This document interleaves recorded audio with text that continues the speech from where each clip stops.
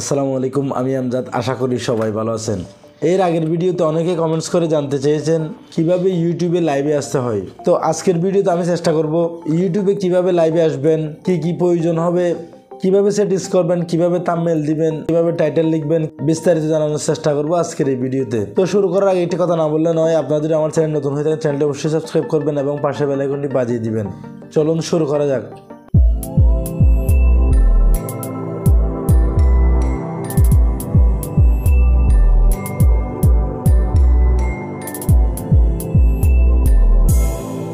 শুরুতেই বলে রাখি, ইউটিউবে লাইভে আসতে গেলে আপনার চ্যানেলে সর্বনিম্ন 50 জন সাবস্ক্রাইবার থাকা লাগবে এবং আপনার চ্যানেলে কোনো ধরনের গাইডলাইন স্ট্রাইক থাকলে পারবেন না।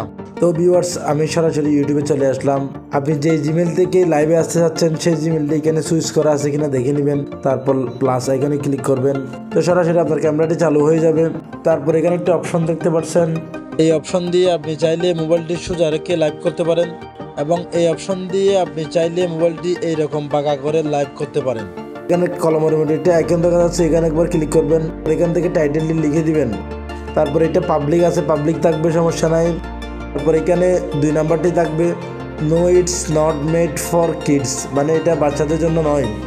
তারপর এখানে নেক্সট, এখানে ক্লিক করবেন। তারপর এখানে কলমের মধ্যে একটি আইকন দেখা যাচ্ছে, এইখানে ক্লিক করে আপনি থাম্বনেল সেট করতে পারবেন। সরাসরি ছবি তুলে হোক অথবা আপনার গ্যালারিতে আগে থেকে তৈরি করা কোনো ছবি হোক, আপনি থাম্বনেল হিসাবে আপলোড করতে পারবেন।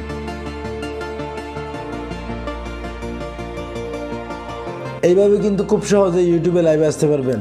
তো ভিউয়ার্স, এই ছিল আজকের ভিডিওটি ভালো লাগলে লাইক করবেন, নিচে কমেন্ট বক্সে কমেন্ট করে আপনার মতামত জানিয়ে দিবেন এবং আপনি যদি আমার চ্যানেল নতুন হয়ে থাকেন চ্যানেলটি অবশ্যই সাবস্ক্রাইব করবেন এবং পাশে বেল আইকনটি বাজিয়ে দিবেন। দেখা হচ্ছে পরবর্তী কোনো ভিডিওতে। ভালো থাকবেন, সুস্থ থাকবেন, খুদা হাফেজ।